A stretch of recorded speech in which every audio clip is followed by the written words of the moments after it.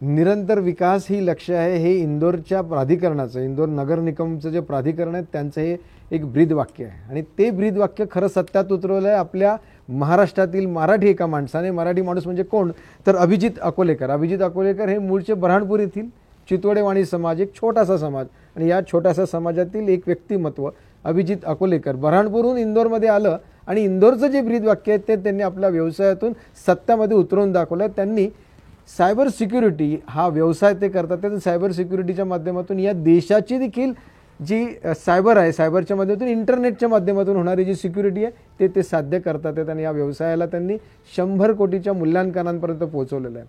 आज आपण त्यांच्याशी संवाद साधणार आहोत.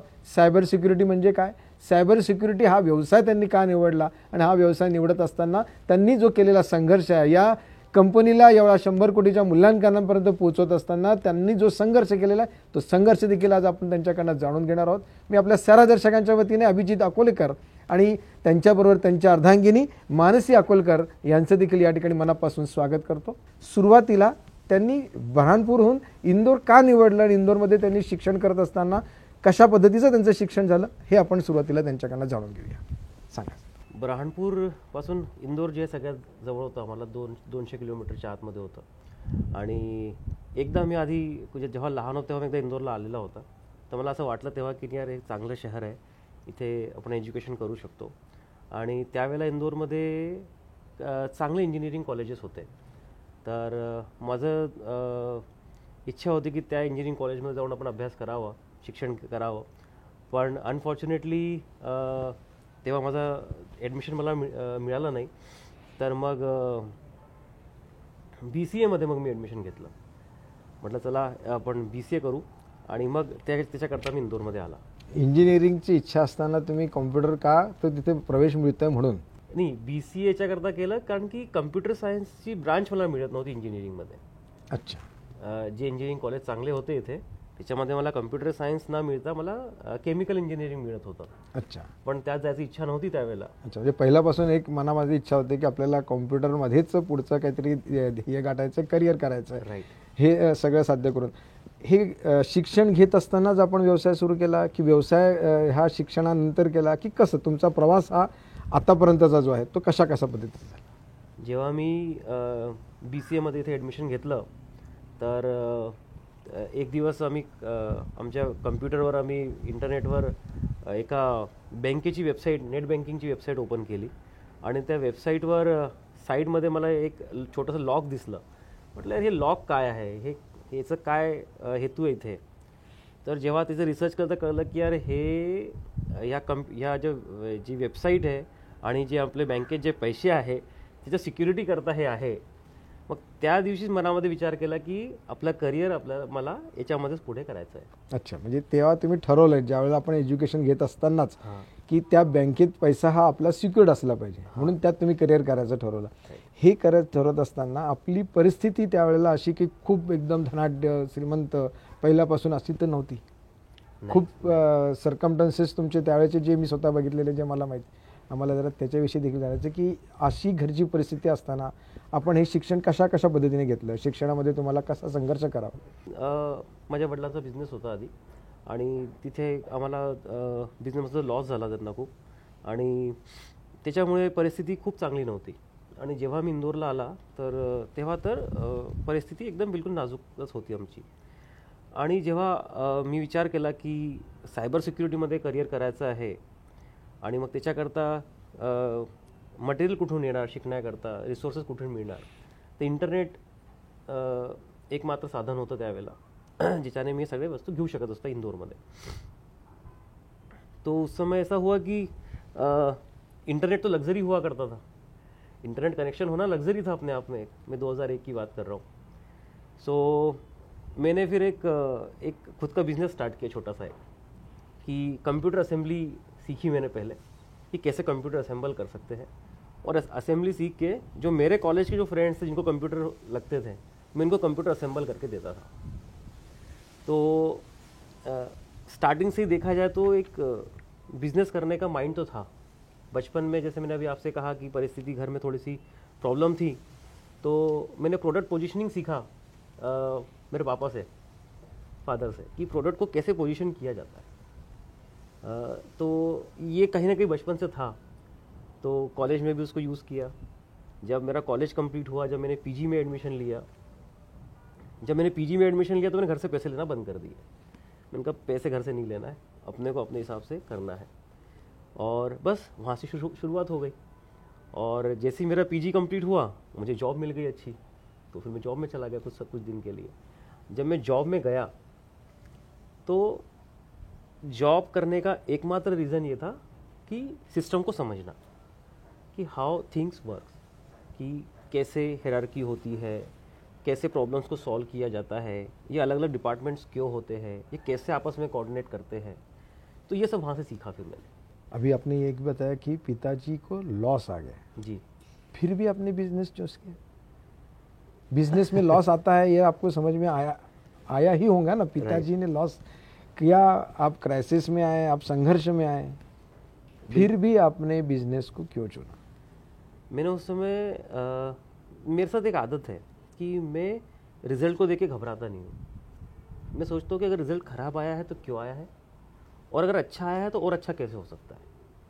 तो जब पापा को बिजनेस में लॉस हुआ, तो मैंने उस समय, हालांकि मैं बहुत छोटा था, मैं डिसीजन नहीं ले सकता था, लेकिन मैंने इवेल्युएट किया कि वाई ही स्ट्रगलिंग, कहाँ पर प्रॉब्लम्स आ रही है, क्यों प्रॉब्लम्स आ रही है। मैंने अपने जो उस समय एक छोटे जब हम लोग रहते, जो मानसिकता होती, जो बुद्धि होती है, उसके हिसाब से कुछ सोचने की, तर्क करने की कोशिश की। लेकिन जैसे जैसे मैं बड़ा होते गया, तो मैंने उस चीज़ को एज ए एग्जाम्पल लिया कि देखो ये गलतियाँ हुई है, ये गलतियाँ नहीं होने देनी है। और जब सेकंड बिजनेस किया मैंने खुद ने वापस, और जो उसमें नुकसान हुआ उससे भी मैंने सारी गलतियाँ निकाली। एक कंपनी में जॉब किया जी। जॉब करने के बाद वापस आपने एक बिजनेस शुरू किया जी। बिजनेस में लॉस आया जी। लॉस आने के बाद वापस आपने कंपनी ज्वाइन की जी। जी। ऐसा कुछ है। तो ये दौर कैसा रहा? बहुत कठिन समय था वो एक 2019 और 2020 तो पूरी दुनिया के लिए कठिन समय रहा है। कोविड ने सभी को परेशान किया है, बहुत सारे लॉसेस हुए हैं। लेकिन यहाँ पर जो मेरे पर्सनल जो मेरे साथ जो नुकसान हुआ है उसके बारे में छोटा सा मैं आपको बताता हूँ। 18 और 19 में मैंने मेरा बिजनेस स्टार्टअप मैंने किया। बहुत अच्छा चल रहा था, बहुत अच्छा रिस्पांस मुझे मिला। अब एक हम लोगों की एक आदत होती है, एक कॉमन इंडियन की, कि चलो सब बढ़िया चल रहा है, सबसे पहले घर खरीदो। तो मैंने एक फ्लैट खरीदा। अच्छा। और मैंने कहा अच्छा प्रीमियम फ्लैट लेंगे, और फ्लैट मैंने लिया 2019 में। और 2020 में जो है वो कोविड आ गया। मीनवाइल 2019 और 20 के बीच में मैंने मेरा जो बिज़नेस चल रहा था उसमें मैंने कुछ डिसीजंस लिए, और वो डिसीज़न मैंने लॉन्ग टर्म सोच के लिए कि यार 2 साल में 3 साल में इस तरीके से प्रोग्रेस होगी, ग्रोथ होगी, तो उस अकॉर्डिंग मैंने डिसीजंस लिए। लेकिन जो कोविड आया, जो एक अनएक्सपेक्टेड चेंज आया पूरी दुनिया के अंदर, उसने सारी प्लानिंग को ख़त्म कर दिया, ज़ीरो कर दिया। बहुत टफ टाइम था। मानसी ने मुझे उस समय काफ़ी कुछ सपोर्ट किया, और बहुत सारी लाइबिलिटीज़ थी मेरे ऊपर उस समय। लेकिन हमने कहा कि नहीं, ठीक है, निकलते हैं इसमें से, वापस कुछ और नया करेंगे। इसी सोच के साथ फिर मैंने मेरे क्लाइंट को ही फ़ोन किया। एक मेरे कस्टमर थे, उनको मैं कंसल्टेंसी देता था, तो मैंने कहा कि ऐसी ऐसी प्रॉब्लम है, तो क्या कर सकते हैं। तो उन्होंने 1 सेकंड का विचार किए बिना मुझसे कहा, अभिजीत कल से कंपनी ज्वाइन करो आप। फिर 2 साल वहाँ पे जॉब किया मैंने। अच्छा, कोरोना के बाद 2 साल अपने जॉब किया, जबकि आपके बिजनेस बहुत अच्छी तरह से ग्रोथ कर रहा था। राइट। लेकिन किसी जगह पे वो स्टेडी हो गया, स्टैंड हो गया, तो फिर आपने जॉब शुरू किया। जी। आगे फिर लेकिन जब जॉब में कर रहा था, तो करना तो बिजनेस ही था। बहुत सारे प्रॉब्लम्स मैंने से आइडेंटिफाई करके रखे हुए थे कि जिनको सॉल्व करके एक अच्छा बिजनेस बनाया जा सकता है। लेकिन क्योंकि अब जॉब बराबर चल रहा है, लोन की लाइबिलिटीज़ है, बाकी सब चीज़ें अच्छे से चल रही है, तो क्यों चेंज करना। तो वाइफ ने बहुत सपोर्ट किया। मैं थोड़ा सा डर रहा था कि यार इतना लोन चल रहा है, इतनी EMI चल रही है, और इसमें बिजनेस करना वापस से, और जो हम लाइफ के अंदर 2 बड़े फेलर देख चुका हूँ मैं, उसके बाद वापस से रिस्क लेना, वो थोड़ा सा मुश्किल हो रहा था मेरे लिए। मग वाइफ ने मला सपोर्ट केला, ते म्हटलं नाही, तुझी बिझनेस करायची इच्छा आहे, तुझ्यामध्ये ती कॅपेबिलिटी आहे, तू ते करू शकतो, तर तू तेच कर. हे छोटे मोटे प्रॉब्लम्स जो है वो सिर्फ थोड़े समय के लिए है, हम उसमें से बाहर निकल जाएंगे. लेकिन ये मलाल नहीं रहना चाहिए कि हमने ट्राई नहीं किया. तो फिर मैंने कहा ठीक है.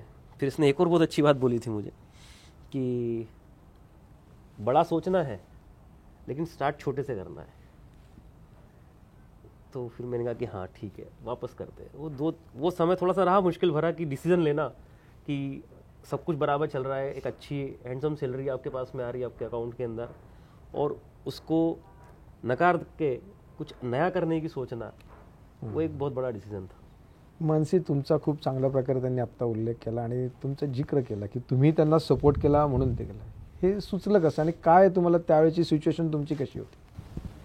ॲक्च्युली बघायला गेलं तर ह्याची आधीपासून इच्छा होती की बिझनेस करावा. तर स्टार्ट आम्ही केली, पण मध्यंतरी कोविड आल्यामुळे परत आम्हाला ते बंद करावं लागलं. तर म्हणजे मीच त्याला म्हटलं की कुठे मला वाटत होतं की नाही, म्हणजे he wants and he should do it, he has the capability to do a job, do a business. तर मी फक्त त्याला म्हटलं की अभिजित, आपण करायचं का पुन्हा start, shall we start a business.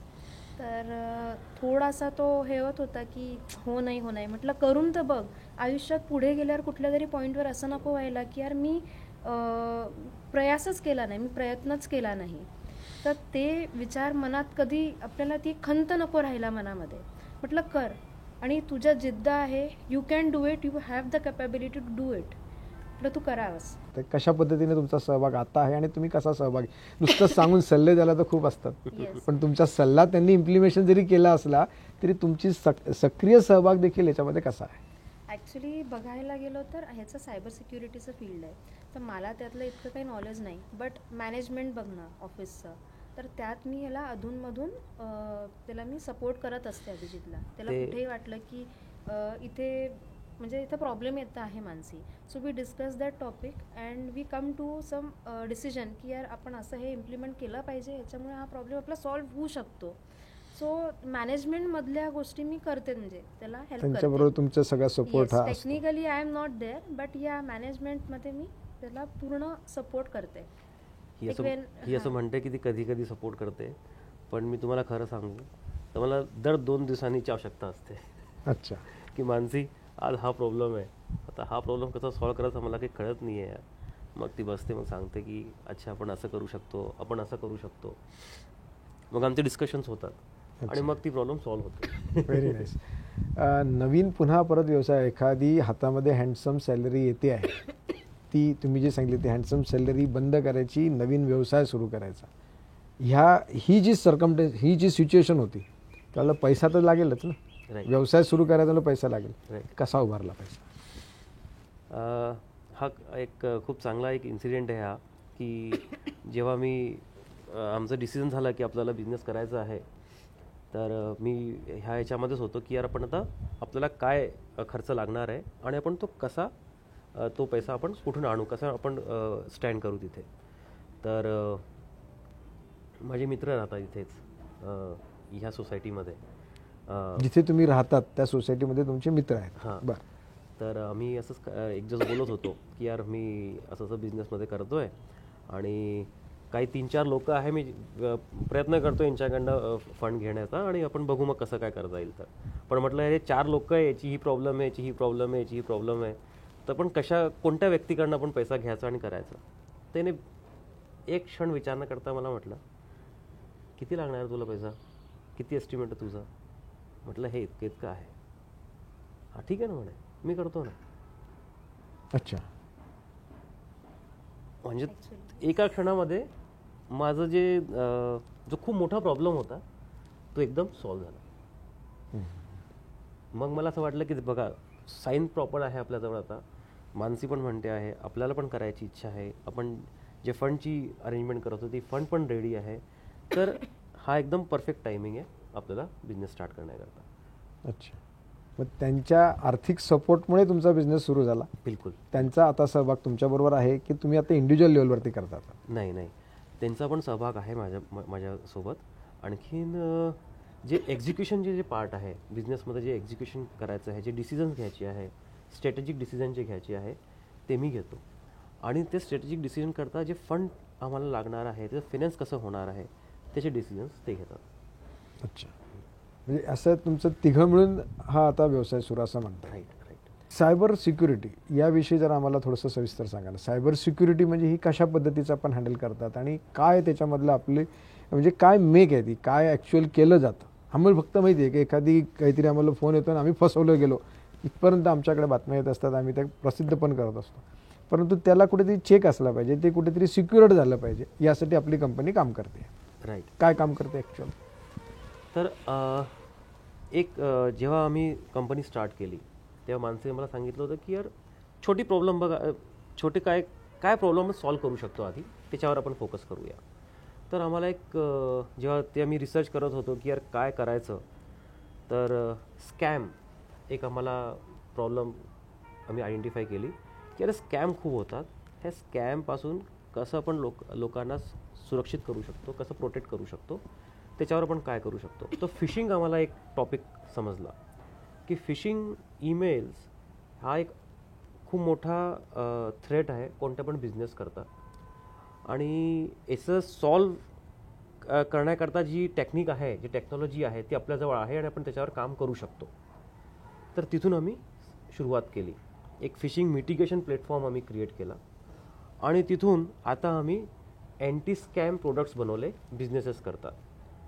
तर मी तुम्हाला आमचं बिझनेसचं मिशन जे आहे आमचं ते तुम्हाला मी सांगतो थोडंसं, की जितकं पण इनोव्हेशन होतं आहे सायबर सिक्युरिटीमध्ये, ते सगळे इनोव्हेशन होतं आहे लार्ज एंटरप्राइजेस करतात. म्हणजे ते अफोर्डेबल नाही आहे. एक छोटा बिझनेस करता, एक मीडियम साईज बिझनेस करता किंवा एक स्टार्टअप करता, त्यांना काय आवश्यकता आहे? ज्या मोठ्या मोठ्या कंपन्यांमध्ये जर कधी त्याच्या हे स्कॅम घडत असतात, छोट्या कंपन्यांना काय आवश्यकता राहील? हे एक कॉमन अवधारणा है लोगों की कि भाई जो जितने स्कैम होते हैं, जो साइबर अटैक होते हैं, वो सिर्फ बड़ी कंपनीज पे होते हैं. फैक्ट बिल्कुल इसके अलग है. मैं आपको कुछ नंबर्स बताता हूँ. लास्ट ईयर के नंबर्स है 41% साइबर अटैक जो है वो स्मॉल बिजनेसेस पे हुआ है. और इससे ज़्यादा चौंकाने वाली बात जो है वो ये है कि इन 41% बिजनेसेस जिन पे साइबर अटैक हुए हैं, नेक्स्ट 6 मंथ्स में इसमें से 50% बिजनेस बंद हो गए. बंद हो गए. ओहो. इतना बड़ा लॉस एक साइबर अटैक से होता है.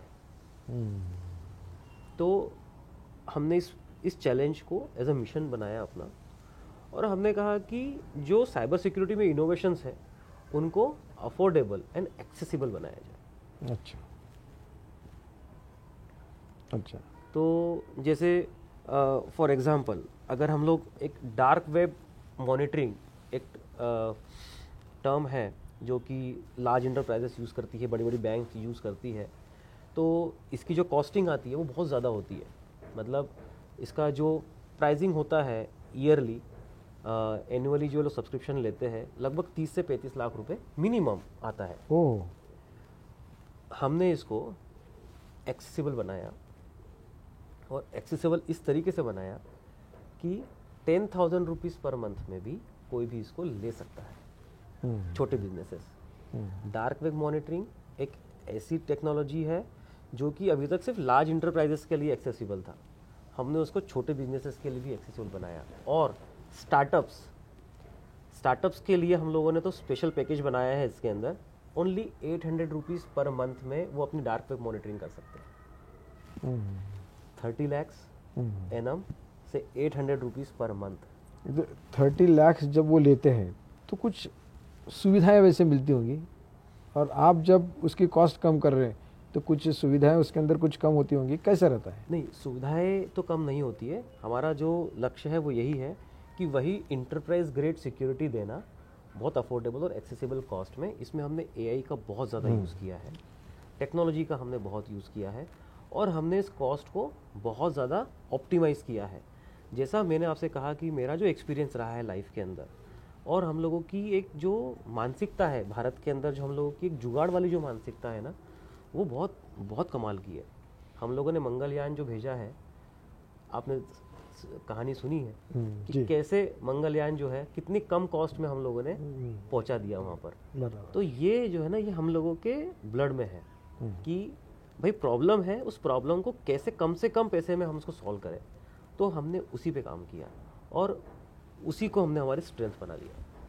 अच्छा, फिर ये छोटे जो बिजनेसमैन हैं उनके ऊपर अटैक कैसे होता है और क्या तकलीफ आ सकती है? हुआ 41% के ऊपर से 50% उसमें से बंद गिरे, ये बहुत बड़ी शॉकिंग न्यूज़ है। लेकिन अटैक यानी क्या होता है? बड़े इसमें हम समझते हैं कि बैंक पे अटैक हुआ, उसके अंदर पैसे के पैसे गायब हुए, ऐसे कुछ हो लेकिन छोटे पे क्या होता है? देखिए, छोटे बिजनेस को सबसे ज़्यादा प्रॉब्लम होती है, रिसोर्सेज कम है आपके पास, और अगर कोई साइबर अटैक हो गया, फॉर एग्जांपल कोई रैंसमवेयर अटैक हो गया, आपके पास में ERP सिस्टम है, आपके बिलिंग सिस्टम है सपोज, और वो सब सारे डेटा चला गया, इंक्रिप्ट हो गया। अब आपके पास डेटा ही नहीं है कि मुझे किससे पैसे लेने हैं, मेरी इन्वेंट्री कितनी है, मुझे कितना पेमेंट करना है। जब ये डेटा अगर आपका चला गया तो बिज़नेस एक तरीके से ख़त्म ही हो गया आपका। ये डेटा ही आपका बिज़नेस है आजकल। डेटा नहीं है आपके पास में प्रॉपर, आपका आप जो बिज़नेस कर रहे हो वो नंबर्स अगर आपके पास में नहीं है तो आपके लिए बहुत बड़ा चैलेंज है। तो ये जो छोटे बिजनेसेस हैं इनके लिए ये सबसे बड़ा चैलेंज है, रिसोर्सेज नहीं है, और अगर कोई साइबर अटैक हो गया इस तरीके का तो बिजनेस बंद होने तक की नौबत आ जाती है। अच्छा, फिर इसके लिए आपकी कंपनी क्या सिक्योरिटी यानी किस तरह से कार्य क्या करती है? बिल्कुल, यानी लेमैन्स को समझने के हिसाब से आप उसके लिए क्या कार्य करते हैं? अगर हम इसको थोड़ा सा इस तरीके से समझे, जैसे किसी देश की सुरक्षा होती है, जैसे हम लोग हमारे देश की सुरक्षा की बात करें, हमारे पास नेवी है, हमारे पास एयरफोर्स है, हमारे पास आर्मी है, ये इस देश को क्या आसपास जो बॉर्डर है उसको सुरक्षित रखती है। लेकिन इस देश से बाहर क्या प्लानिंग हो रही है इस देश पे अटैक करने के लिए, किस तरीके से टेक्नोलॉजी को इवॉल्व किया जा रहा है कि यहाँ पर पेनिट्रेट कर सके, तो वो उस इंफॉर्मेशन को लाना, जैसे हमारे IB एंड RAW जो हमारी सिक्योरिटी एजेंसीज करती हैं, सेम साइबर सिक्योरिटी में हम लोग करते हैं। एंटीवायरस, फायरवॉल आपके डेटा को प्रोटेक्ट, आपके बॉर्डर्स को प्रोटेक्ट करने का काम करते हैं, लेकिन इसके बाहर किस तरीके की टेक्नोलॉजी लाई जा रही है इनको क्या कह सकते हैं आप, पेनिट्रेट करने के लिए, वो ढूंढ के लाना काम हम लोग करते हैं।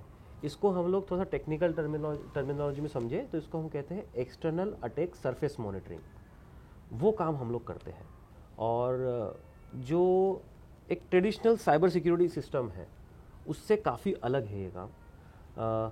एक तरीके से आप कह सकते हो अलग अलग जगह से थ्रेट इंटेलिजेंस कलेक्ट करना, उस इंटेलिजेंस को उस बिज़नेस से कोरिलेट करना कि किस तरीके के अटैक इस पे हो सकते हैं, और वो अलर्ट उस बिज़नेस को देना एक अटैक होने से काफ़ी पहले कि यार देखो आपकी ये इन्फॉर्मेशन इंटरनेट पे एक्सपोज्ड है, इस इन्फॉर्मेशन को यूज़ करके कोई भी अटैकर आपके नेटवर्क पे, आपके बिजनेस पे अटैक कर सकता है, इससे कैसे बचा जाए। तो ये हम लोग उनको प्रोवाइड करते हैं। अच्छा, आज आपके पास ऐसी कितनी कंपनियां हैं कि जो आपकी तरफ से ये सब प्रोवाइड आप करते हो? अभी कुछ 70 से 80 कस्टमर्स अभी हम लोगों के पास में है, जिसमें सभी डोमेन के लोग हैं, सभी टाइप की इंडस्ट्रीज़ है, चाहे आप BFSI का है, बैंकिंग, मैन्युफैक्चरिंग, फार्मा, IT, तो सभी सेक्टर में हम लोग काम कर रहे हैं। अच्छा, जब तक कि हम समझते हैं साइबर जो है वो सिर्फ आर्थिक यानी पैसे की घोटाले के या पैसा ही उसके अंदर चुराया जा सकता है, ऐसा हम आज तक समझते हैं। इसके अलावा और क्या हो सकता है? नहीं, जैसे मैंने अभी आपसे कहा, जैसे सपोज रैंसमवेयर अटैक हो गया, और रैंसमवेयर अटैक हो गया, आपका पूरा डेटा इंक्रिप्ट हो गया, वो आपसे रैंसम मांगते हैं कि आप इतना पैसा दो तो आपका डेटा डिक्रिप्ट करके देंगे आपको। ओहो, अच्छा। तो ये बड़ा चैलेंज है। फिर एक रेपुटेशनल लॉस होता है, जब किसी भी कंपनी के ऊपर साइबर अटैक होता है तो उसके कस्टमर्स, उसके वेंडर्स, उन पर एक निगेटिव इम्पैक्ट जाता है, तो ये भी एक अपने आप में बड़ा लॉस है। तो आज की डेट में अगर हम लोग देखें तो हर बिज़नेस जो कि ऑनलाइन है वो कहीं ना कहीं साइबर खतरे से एक्सपोज्ड है। कोई ना कोई उसका इन्फॉर्मेशन इस तरीके से इंटरनेट पे है जिसको यूज़ करके उस पर साइबर अटैक हो सकता है। अच्छा, आज जैसे अभी अपने 80 कंपनियों के साथ आपका टाइप है, आपकी 80 कंपनियों को आप ये सब सर्विस दे रहे हो, आगे चल के आपका कैसा प्लान है? ये जो 80 कंपनी है उनके साथ ही आगे बढ़ना है कि कैसा उसका आपका आगे का दौर कैसा रहेगा? ये जो हम लोगों का रोड मैप है, ये जो प्रोडक्ट्स अभी हमने बनाए हैं, ये इसमें इसका रोड मैप काफ़ी बड़ा है हम लोगों के पास में, हम और भी बहुत सारी चीज़ें लेकर आ रहे हैं। जो एक अच्छी बात है मेरे साथ में वो ये है, मैं बहुत फॉर्चुनेट हूँ इस बात को, ऐसा मैं मानता हूँ इस बात को लेके कि मुझे एक है ना इंट्यूशन हो जाता है कि किस तरीके का अब होराइजन पे चैलेंज आने वाला है, क्या होने वाला है आने वाले समय के अंदर, किस तरीके की प्रॉब्लम सामने आ सकती है। तो जब आपको ये पता चल जाता है तो आप सोल्यूशन निकालना चालू कर देते हो उसका। तो इस वजह से मैंने अपना रोड मैप काफ़ी कुछ बना के रखा हुआ है। हम लोग बहुत जल्द अभी तक तो हम B2B काम करते हैं, हम बहुत जल्द B2C आने वाले हैं। अच्छा। और हम लोग अभी एक प्रोडक्ट पे काम कर रहे हैं जो कि अगर ये प्रोडक्ट हम लोगों का जैसे ही मार्केट में आएगा तो आप मान के चलिए कि दुनिया के अंदर जितने भी सिस्टम लॉगिन या ऑथेंटिकेशन सिस्टम होते हैं उसमें से लगभग 50 to 60% ऑथेंटिकेशन सिस्टम जो है वो हमारा सॉल्यूशन यूज़ करेंगे। अच्छा, उदाहरण जैसे? अभी एक्चुअली हम लोगों ने पेटेंट फाइल किया है, अच्छा। तो मैं बहुत ज़्यादा इन्फॉर्मेशन तो आपको दे नहीं पाऊंगा उसके अंदर। अच्छा। लेकिन हाँ, मैं इतना आपसे ज़रूर कह सकता हूँ कि हम लोग ऑथेंटिकेशन का जो तरीका है वो पूरी तरीके से दुनिया में चेंज कर देंगे। अच्छा, ये आपकी कंपनी करेगी? जी। अच्छा, मुझे और एक जानकारी ऐसी चाहिए कि जैसे ये साइबर सिक्योरिटी के लिए आप कार्य कर रहे हो, तो आपके जैसे और कुछ कंपनियां आपका यानी आप अकेले ही हो क्या, और कुछ आपके साथ कंपनियां दूसरी भी इसके लिए कार्य कर रही है? नहीं, बहुत से लोग इस फील्ड में काम कर रहे हैं। साइबर सिक्योरिटी एक बहुत बड़ी फील्ड है, बहुत वास्ट फील्ड है, बहुत से लोग काम कर रहे हैं। लेकिन हम लोग जिस एरिया में काम करते हैं, एक्सटर्नल अटैक सरफेस मॉनिटरिंग, इसमें काफ़ी कम लोग हैं। अगर हम लोग इंडिया की बात करें तो इंडिया में कुछ 3-4 अच्छी बड़ी कंपनीज़ हैं जो कि इस एरिया में काम कर रही है। और अगर हम लोग सोचें तो जिस डायरेक्शन में, जिस मिशन पे हम लोग काम कर रहे हैं, MSME के लिए, स्टार्टअप्स के लिए, वहाँ पर किसी का अभी जो है वो पेनिट्रेशन नहीं है, कोई अभी उस एरिया में काम नहीं कर रहा है। तो हाँ, हमें एडवांटेज है उस बात का कि हम लोग अभी इस एरिया में पहले हैं, तो उसका एडवांटेज हमें मिलता है हमेशा। और इसके अपने चैलेंजेस भी है। जब आप अकेले होते हो किसी एरिया में तो बहुत सारे चैलेंजेस आपको देखने को मिलते हैं, अलग तरीके के चैलेंजेस होते हैं, तो वो हम फेस करते हैं और उनको सॉल्व करते हैं। अच्छा, आपने दुनिया का भी जिक्र किया, इंडिया का भी जिक्र किया अभी इसके उधर में। मैं जानना चाहता हूँ कि आपका कंपनी का कार्य जो तो वो कहाँ तक है सीमित है? वो इंडिया तक है, इंडिया के बाहर है, और कई देशों तक आपका ये कार्य पहुँच रहा है? अभी हम लोग इंडिया में काम कर रहे थे पिछले काफ़ी समय से, इंडिया, और फिर हम लोगों ने मिडिल ईस्ट स्टार्ट किया था लास्ट ईयर मई 24 में हमने मिडिल ईस्ट में स्टार्ट किया था। और अब जो है हम लोग जा रहे हैं यूरोप और US में। अच्छा। तो काफ़ी कुछ हम लोगों की तैयारी हो गई है, काफ़ी कुछ काम करना बाकी है, तो उस डायरेक्शन में लेकिन हम लोग जा रहे हैं। अभी आपकी 100 करोड़ की मूल्यांकन की कंपनी है जी। मन को कैसा लगता है? देखिए, मैं आपको एक बात, सही बात बताऊं, ये वैल्यूएशन और ये सब जितनी चीज़ें जो होती है ये बहुत अलग होती है हमारे लक्ष्य से। ये हो रहा है तो अच्छा है, कभी 100 होगा, कभी 1000 होगा, ठीक है, वो सब चलता रहेगा। लेकिन हमारा लक्ष्य जो है वो अलग है। हमारा लक्ष्य इस मूल्यांकन को बढ़ाना नहीं है, इस तरफ ना देखना है। इस तरफ ना देखते हुए हमें देखना है कि हम चैलेंजेस को, प्रॉब्लम को किस तरीके से और कितने अच्छे से सॉल्व कर पा रहे हैं, वो हमारा लक्ष्य है। अच्छा, मानसी, तुमच्याकडे मी असं जाणून घेईल की 100 कोटीचे मूल्यांकन असलेले कंपनीचे आपण सुद्धा एक सहभागी आहात. तुम्हाला स्वतःला कसं वाटतं आता? ॲक्च्युली खूप मोठी अचीवमेंट वाटते. म्हणजे इतकं म्हणजे मी विचार केला नव्हता की इतक्या लवकर, म्हणजे इतक्या कमी वेळेमध्ये इथपर्यंत पोहोचू.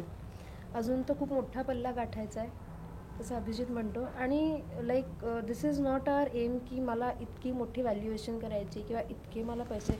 Our aim is to safeguard our citizens, Indian citizens, सगळे बिझनेसेस इथले, त्यांची डेटा म्हणजे सिक्युअर करणं, हे आमचं सगळ्यात मोठं लक्ष्य आहे. अच्छा, मानसी, तुमच्याकडून मी तुमच्या निजी स्वतःच्या जीवनाविषयी देखील मी जाणून घेऊ इच्छितो. तुमचं जेव्हा लग्न झालं त्यावेळेला काय सिच्युएशन होती? लग्न झालं तेव्हा ठीक आहे, म्हणजे ओके, सगळं ठीक होतं, काही असं. मला असं म्हणायचं की त्यावेळेला अभिजितची नोकरी करत होते की व्यवसाय करत होते? अभिजित नोकरी करत होता तेव्हा. तुम्ही नोकरी करत होते म्हणून त्यांच्याशी लग्न केलं की पुढचा उद्देश डोळ्यासमोर ठेवून काय त्यावेळेला? मी असं विचार नाही केला की मला असाच नवरा हवा आहे, तसाच हवा आहे. मला एक चांगला व्यक्ती हवा आहे, एक चांगला जोडीदार हवा आहे.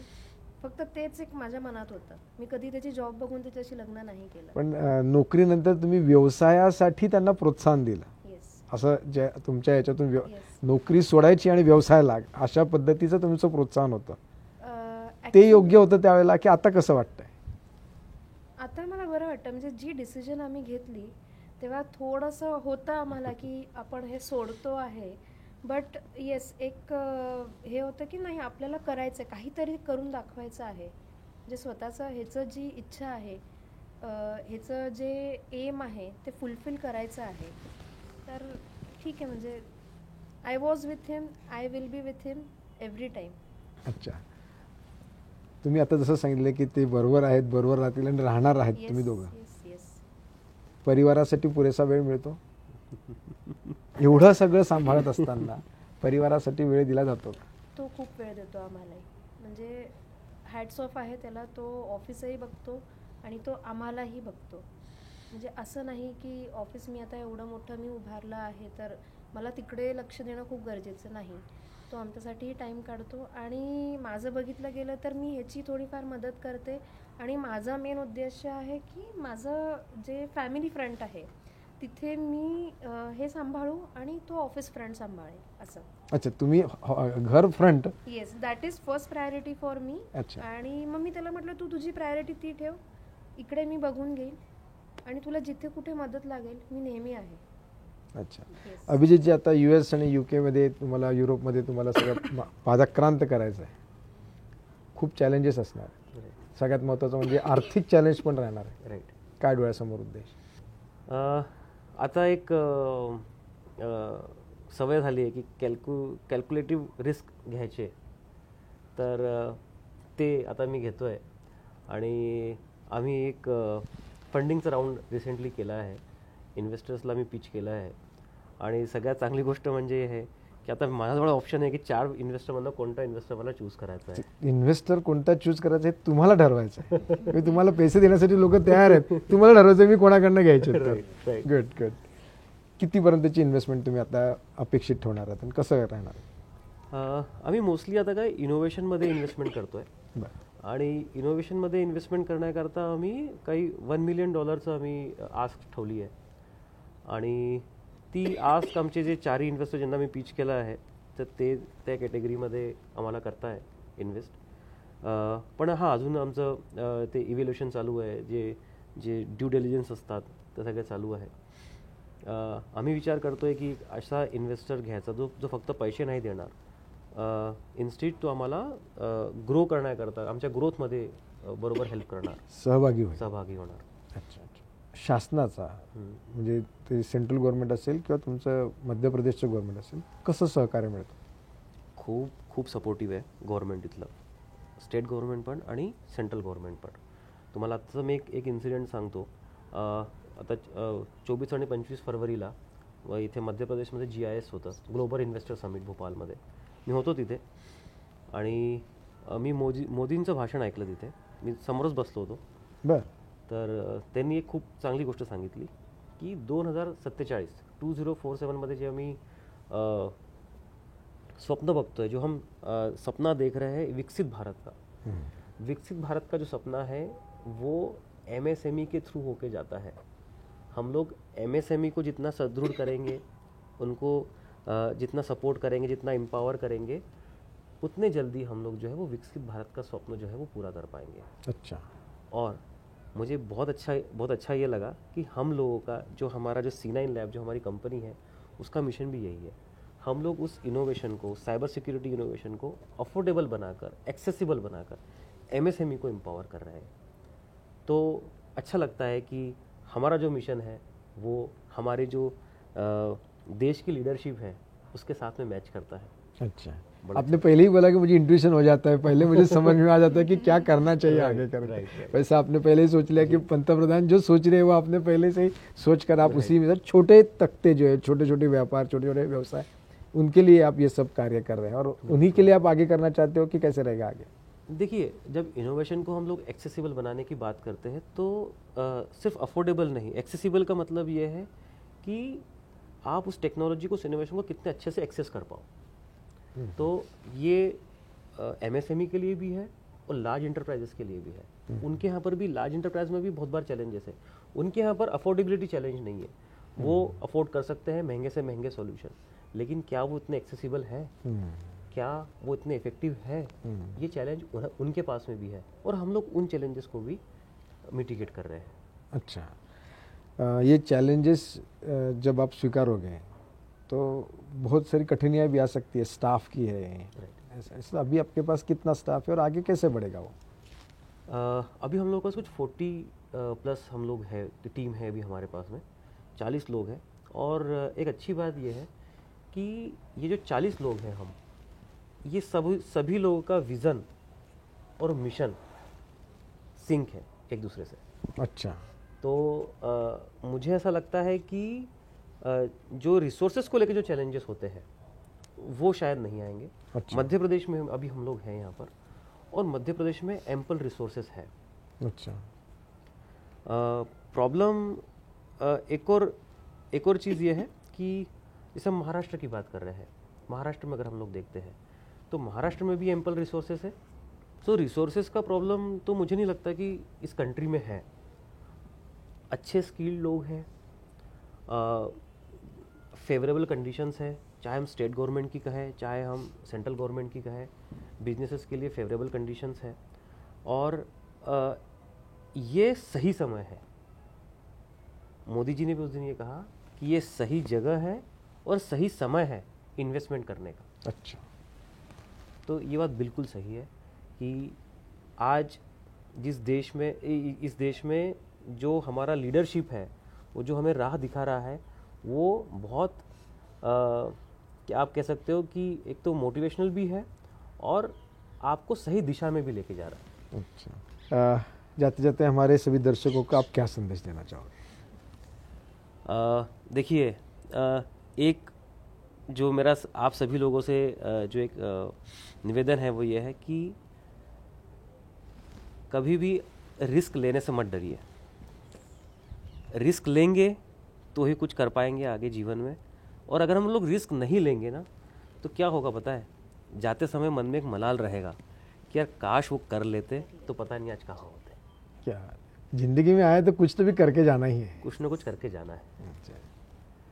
और जब भी आप स्टार्ट करें, सपने हमेशा बड़े रखिए लेकिन शुरुआत छोटे से करिए। अच्छा, मानसी, तुमच्याकडनं पण आम्ही जाणून घेऊ इच्छितो की महिलांसाठी, युवतींसाठी आपण काय संदेश द्याल? बस follow your dreams and just support your life partner. अच्छा, जे लाईफ पार्टनरला सपोर्ट आपण जर ज्या ह्याच्यात असं सपोर्ट केला तर निश्चित आपण यशस्वीरित्या Yes. प्राप्तता करू शकतो असं Yes, आपल्याला म्हणता yes. येईल। खूप खूप मनापासून धन्यवाद। जीवनात आलोय तर काहीतरी चांगलंच करून जा, हा एक महत्त्वाचा मोलाचा संदेश आपल्याला अभिजित यांनी सरांनी दिला आणि 100 कोटीचं मूल्यांकन असलेल्या या कंपनीच्या माध्यमातून आता भारताबाहेर सुद्धा पादक्रांत केलं जातं। मी त्यांच्या या ड्रीमला, यांच्या या स्वप्नाला खूप खूप मनापासून शुभेच्छा देतो आणि थांबतो। मात्र आपण पाहतात लोकशाही निर्मित लोकलय तुमच्या मनातलं। नमस्कार।